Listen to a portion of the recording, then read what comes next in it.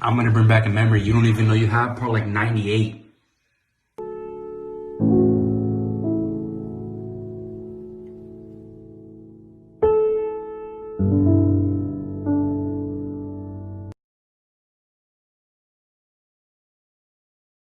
The World Health Organization has officially just declared coronavirus a global pandemic, which, yes, is scary for us humans, but from Corona's perspective, it's pretty cool. Yeah? No, because for a virus, this is like going platinum, you know? It's a big day. Started from the Wuhan, now we're here. We got the coronavirus. It's the worst global pandemic since Baby Shark.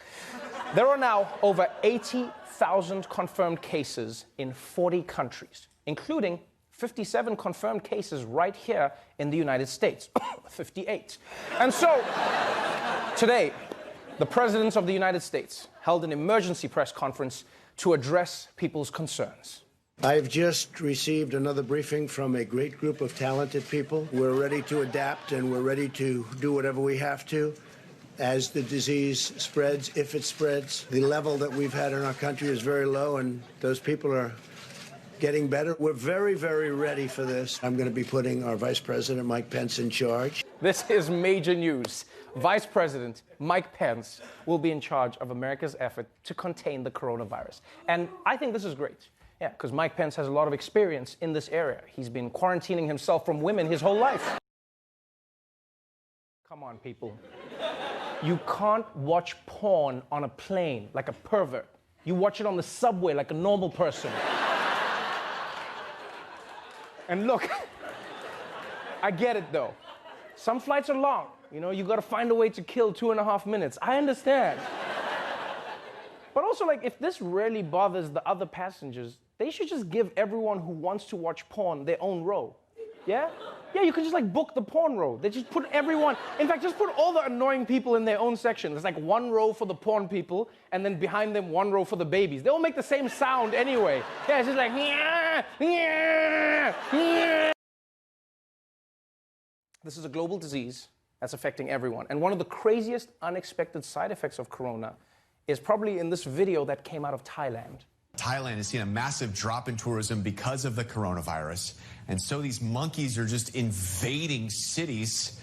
Locals said they look like wild dogs attacking each other whenever one of them got a single banana. I don't know about you, but rabid monkeys are the most terrifying animal in my book.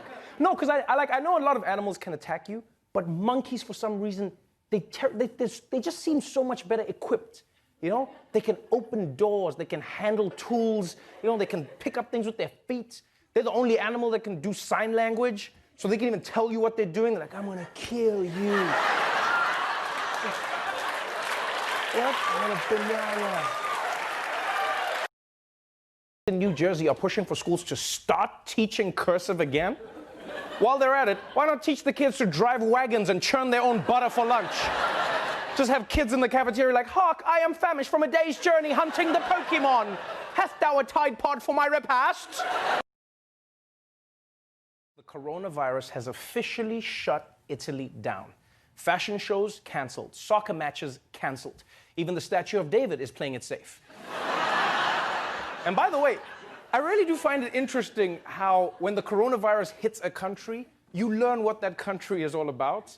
Right? It hits Italy, and it stops fashion shows and soccer matches. In China, it stops all manufacturing plants. Like, I bet if it hits France, they'll be like, we have to reduce physical contact. Everyone is limited to just one mistress. Now,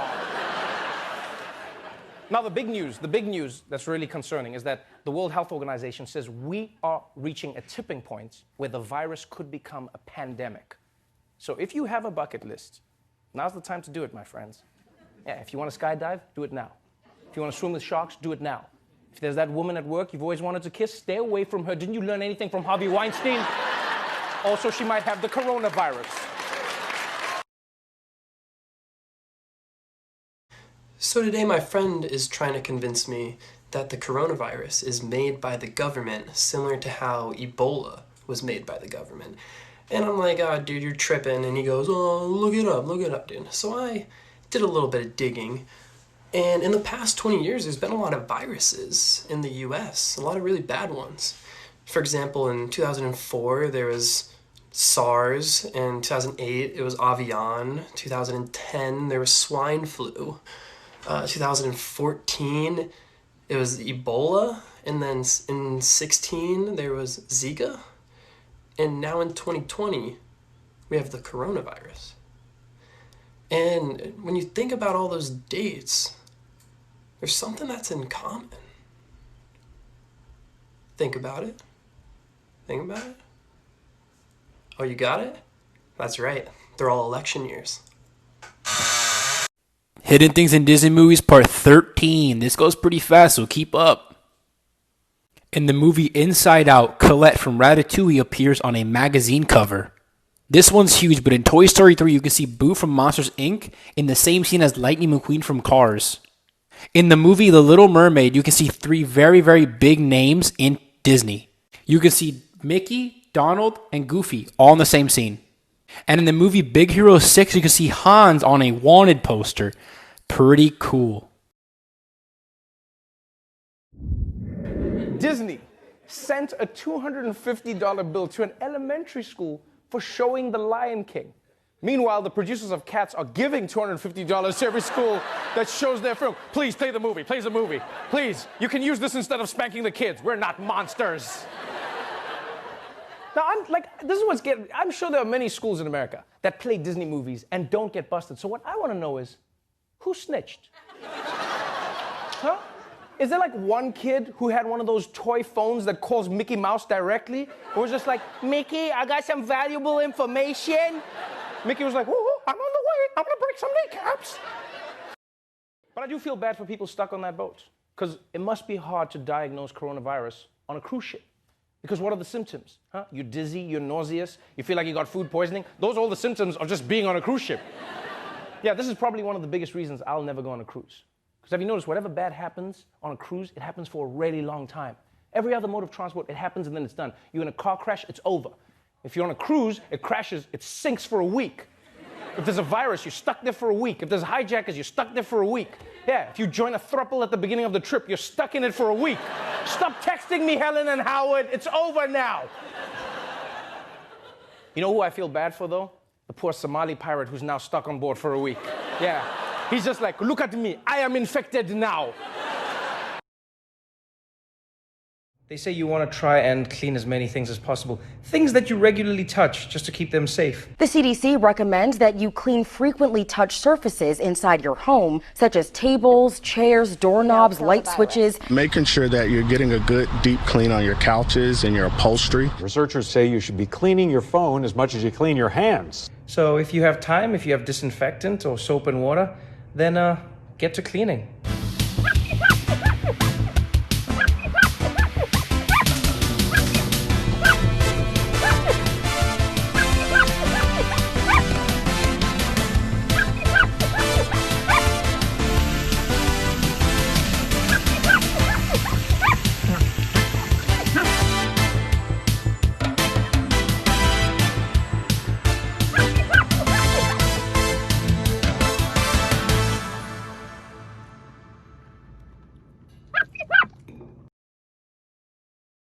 I'll be honest, I think NASA's standards are too high. Like, you shouldn't need a master's degree to go to space. You just need 2 things. 1, you need to know how to walk in slow motion. You're like... And 2, you need courage. That's all you need. You know who NASA should hire? Those people who buy sushi at 7-Eleven. That's what you need in space. I see you aren't afraid of taking risks. You wanna fly to Pluto?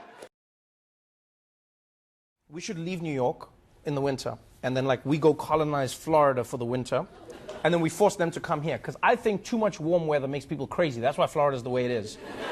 And cold weather makes you sane real quick. So they come here, they'll be like, I shoot armadillos, and then they get here and they're like, all right, calm down. Wow. Cops in Minnesota discovered $1 million worth of fake $1 bills. And the cops could tell they were fake because the counterfeiters used the wrong Washington. My man. I guess this is the double-edged sword of China's cultural efficiency. Like, the people in the country are extremely efficient, but so are their diseases, right? Because think about it, this disease is going all over the world at an insane rate. There's no Jamaican diseases that have threatened the world. Yeah, because like the people, Jamaican diseases are chilled out, you know? It's just like, yeah, man, we infected this one person. Should we go and infect the entire population? It's like, no, it's so much work. We're just gonna enjoy this man's mouth. We're not gonna infect anybody else. We just relax, we're Irie. If you had South African operators doing 911, like you'd call, and you'd be like, hello, there's a man at the park. And they'd be like, hello, can I help you? They'd be like, yeah, there's a man at the park. And I'd be like, and? Be like, yeah, he looks really suspicious. Be like, okay, go talk to him. Ask him what he's doing. Ask him his name, what he's doing there. Be like, I'm scared of talking to him. Be like, okay, walk away then. Go away. I'll be honest with you. I would try and be crazy before he can be crazy to see how he would respond. So like I would just come in and I'd be like, yo, Mr. Trump, now you speak to a lot of world leaders. You have a great relationship with T'Challa and Wakanda. So do you think the U.S. stands to gain vibranium from this deal? And then knowing him, he'd be like, you know, we're looking at it.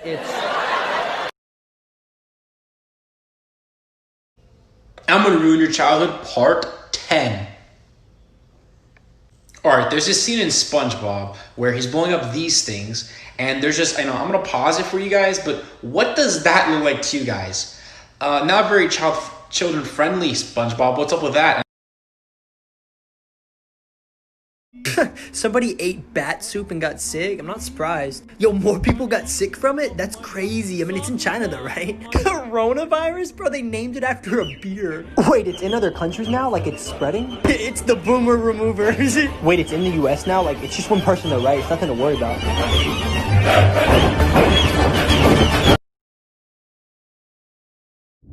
My name is Diego and my life is so sick. I have a lot of money and I have a big house. I'm telling you now, all these other rappers suck. Come into my bed so me and you can cuddle. I'm the world's dopest puppet. I'm gonna be so rich. I don't like my wife cause she's a big pain. Okay, Mom, touch your toes. Now spell run. R-U-N.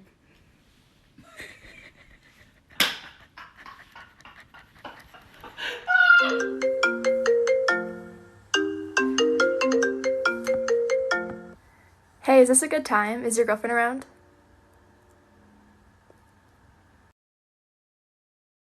So, I've been inspired by Italy, and I figure, like, why don't we do this in New York? We're also neighbors out here. Let's be together, you know? I can show you the world, shining shimmer. Shut the fuck up!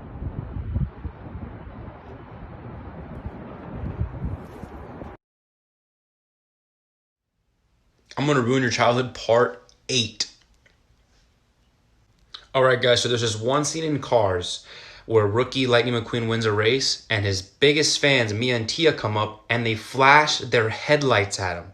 Do you guys get it? They're literally flashing him after he wins a race.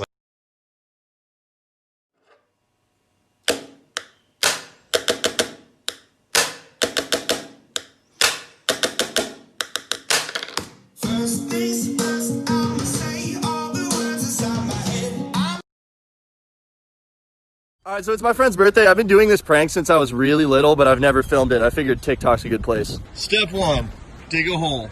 Then get some sticks, some leaves. I think that's deep enough. Alright, so you got your hole, you got your sticks, you got your leaves. Let's hope nobody falls in before Edwin gets in. Alright, dude, you gotta check this shit out. Come here.